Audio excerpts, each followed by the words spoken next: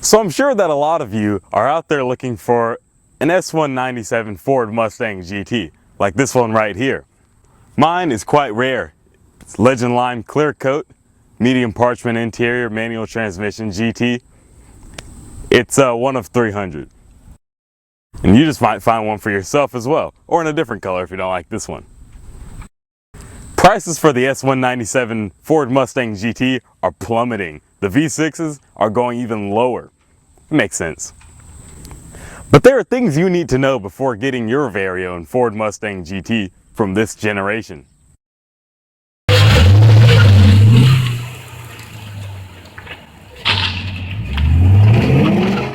Now this is a pretty picture. Do you want to see what's not a pretty picture? This. A common problem with Mustang GTs and V6s in this generation.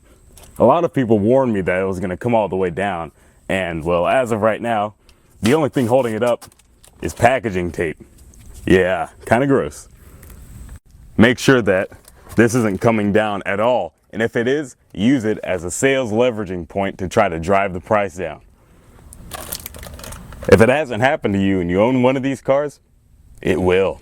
A lot of these cars had some gauge cluster issues, so that's another thing you're going to have to look out for. They might be a little hard for you to see right now, but in the upper left-hand corner of your screen, that's the gas gauge in my car, and it's not even pointing to a gas level. I'm not a big leather guy, and by that I mean leather is the bane of my existence on a hot day. That's why I got these seat covers. Even cheap seat covers like these will do, and they match the interior quite well. The leather in these Mustang GTs is actually quite nice. Make sure that there aren't any cracks in them. When I got mine, there were a few cracks, but it wasn't anything serious, and it looked pretty wrinkled. The Ford Mustang has been, is, and will probably continue to be one of the easiest performance cars to work on. So let's take an inside look. Make sure you check out the spark plugs before you buy this car. And generally inspect the entire engine bay. It should look relatively clean. A lot of these engines are bound to have some aftermarket parts, such as this cold air intake. It does give the car an exceptional sound. I would highly recommend it if you're looking for some cheap, quick aftermarket parts that aren't going to shorten the length of your engine life. Everything in this engine bay is pretty far apart, so everything's pretty easy to work on as a result.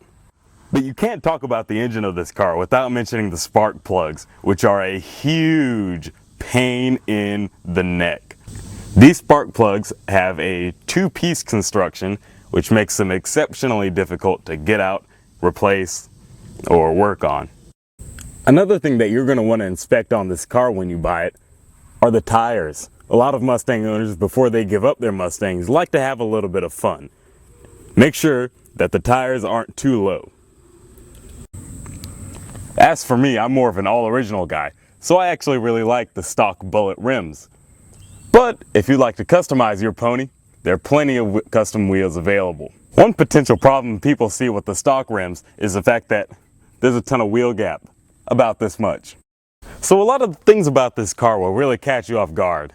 The performance is one thing, the alarm system is another. See, Ford doesn't just want some random guy reaching in your car trying to snatch your GPS while it's parked. I don't know why you'd park your car with the windows down, but if you've done that and the alarm is on and you reach in,